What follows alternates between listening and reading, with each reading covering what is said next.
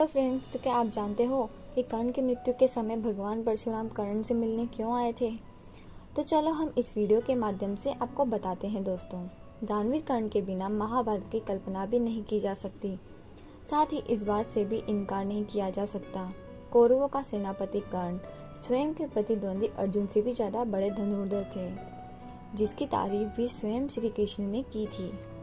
कर्ण एक शक्तिशाली योद्धा नहीं बल्कि बहुत बड़े दानवीर भी थे। बिना युद्ध का परिणाम सोचे उन्होंने अपने कवच और कुंडल दान में दे दिए थे। लेकिन कहते हैं ना, कुसंगति का असर घातक होता है, और यहाँ पर कर्ण और दुर्योधन से मित्रता का परिणाम था, जिसके कारण उन्होंने कई गलतियां भी की थी, जिसने कर्ण को महाभारत के युद्ध में कमजोर बना दिया था। लेकिन कर्ण की मृत्यु के लिए घातक बना एक ऐसा श्राप जो कि कर्ण की मृत्यु के लिए बहुत बड़ा जिम्मेदार था। लेकिन क्या आप जानते हैं कर्ण के अंतिम समय में भगवान परशुराम उनसे मिलने क्यों पहुंचे थे? उस समय कर्ण से क्या कहा होगा? अगर आप नहीं जानते तो हम इस वीडियो में बताते हैं दोस्तों। जैसे कि आप जानते हैं कि कुंती के पुत्र कर्ण का पालन पोषण एक रथ चालक ने किया था। इसी कारण से कर्ण को सूत पुत्र कहा जाता है।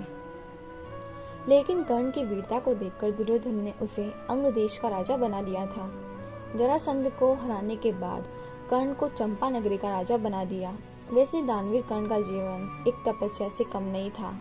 इससे कई कर्मों का फल भोगना पड़ा, जिससे उसकी कोई गलती भी नहीं थी। लेकिन फिर भी अनजाने हुई कर्म और दूसरों की भलाई करते हुए अनजाने में पाप हुए तो उनका श्राप मिले, जो कि उनके लिए प्राणघातक बने और उन्हें महाभारत के निर्णायक अर्जुन के हाथों वीर गति प्राप्त हुई। वैसे हम आपको बता दें कि कर्ण को 3 श्राप मिले थे। उसमें से एक श्राप ब्राह्मण ने दिया था, वैसे दूसरा अनजाने में बाण लगने से मिला था, और तीसरा भगवान परशुराम ने दिया था। तो भगवान परशुराम क्यों श्राप देंगे और क्यों दिया था? तो चलो जानते हैं। भगवान परशुराम ने कर्ण को श्राप दिया था, इसका प्रमाण महाभारत की एक ऐसी कथा में मिलता है। जब शिक्षा प्राप्त करने के लिए द्रोणाचार्य के पास कर्ण पहुंचे तो द्रोणाचार्य ने उन्हें सूत पुत्र कहते हुए उन्हें निकाल दिया। तब निराश होकर अपने घर चले गए, और इसके बाद धनुष विद्या परशुराम जी सिखाते थे। इसके लिए उन्होंने किसी क्षत्रिय पुत्र को विद्या सिखाने से मना कर दिया था, क्योंकि किसी समय उनके शिष्य पितामह भीष्म हुआ करते थे। तब उनके द्वारा किए गए पाप की वजह से परशुराम जी ने उस समय यह वचन दिया था कि आज के बाद किसी भी क्षत्रिय को विद्या नहीं सिखाऊंगा, क्योंकि उस समय उन्होंने एक पाप किया था कि अम्बा अंबिका अम्बालिका शिवम काशी नरेश की पुत्री थी। उनको जबरदस्ती उठा ले आए थे और अपने सौतेले भाई चित्रांगद और विचित्र वीर के साथ जबरदस्ती विवाह करा दिया था।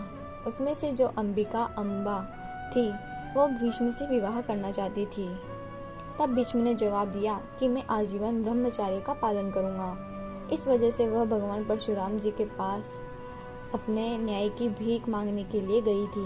तब परशुराम जी ने उनको आश्वासन देते हुए कहा था कि मैं आपकी जरूर मदद करूंगा, लेकिन वह मदद नहीं कर पाए, क्योंकि उस समय भीषण युद्ध हो रहा था और युद्ध का निर्णय नहीं हो रहा था। तब भगवान श्री कृष्ण ने उनका निर्णय करवाया, और उस समय परशुराम जी ने प्रतिज्ञा ले ली थी कि आज के बाद मैं किसी भी क्षत्रिय लोगों को विद्या नहीं सिखाऊंगा। तब से परशुराम जी केवल ब्राह्मणों को ही शिक्षा देते थे। कर्ण ब्राह्मण का वेश लेकर भगवान परशुराम जी के पास पहुंचा। परशुराम जी ने कर्ण की प्रतिभा को देखकर अपना शिष्य बना लिया। एक दिन परशुराम जी शिक्षा देने के बाद बहुत ज्यादा थक गए थे। थकने की वजह से वह थोड़ा आराम करना चाहते थे, और उन्होंने कहा, कर्ण मैं आराम करना चाहता हूँ। तब कर्ण ने अपने गुरुजी को अपनी जांघ पर सर रखकर सोने के लिए कहा। परशुराम जी वहीं पर सो गए। तब कुछ समय बाद एक बिच्छू आया और कर्ण की जांघ को काट लिया और डंक मारना शुरू कर दिया, और उसकी पीड़ा इतनी ज्यादा असहनीय थी कि सहन नहीं कर पा रहे थे। पर करते भी क्या, अगर वह अपनी जंघा को हटा लेते तो गुरुदेव की नींद भंग हो जाती।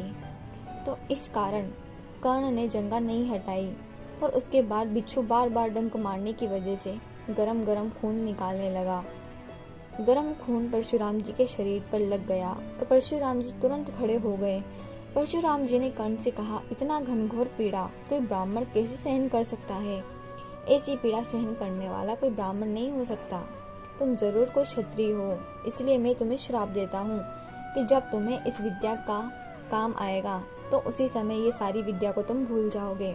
इस तरह परशुराम जी ने कर्ण को श्राप दिया।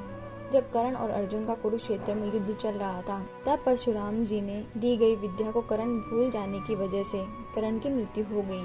कर्ण की मृत्यु के बाद परशुराम जी क्यों आए थे दोस्तों? तो महाभारत युद्ध के बाद जब कर्ण अपनी अंतिम सांस ले रहे थे, तब भगवान परशुराम जी उनके पास आए और कहने लगे, इसी दिन के लिए ही तो मैंने तुम्हें श्राप दिया था। हे कुंती पुत्र कर्ण, तुम्हें इसी युद्ध में हारने के बावजूद तुम्हें कुछ भी नहीं मिलेगा।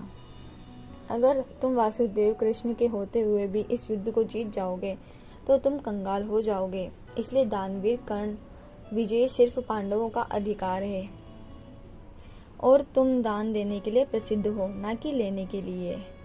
और इसके लिए अपने भाग्य से संधि कर लो। अभिमन्यु की हत्या में तुमने भाग लेकर दुर्योधन के कर्ज से मुक्त हो चुके हो और सब कुछ जानकर भी अनजान ना बनो हे पुत्र। मेरा आशीर्वाद की छाया में आ जाओ और याद रखो, मृत्यु लोक हो या स्वर्ग लोक, जब वीरों और महावीरों में तुम्हारा नाम लिया जाएगा तो सब वीर खड़े होकर तुम्हारे नाम की जय जयकार करेंगे। यही थी परशुराम के द्वारा कर्ण से मिलने की श्राप की कथा। तो दोस्तों, आपको वीडियो कैसा लगा हमें कमेंट करके ज़रूर बताएं और वीडियो को अंत तक देखने के लिए आपका बहुत बहुत धन्यवाद।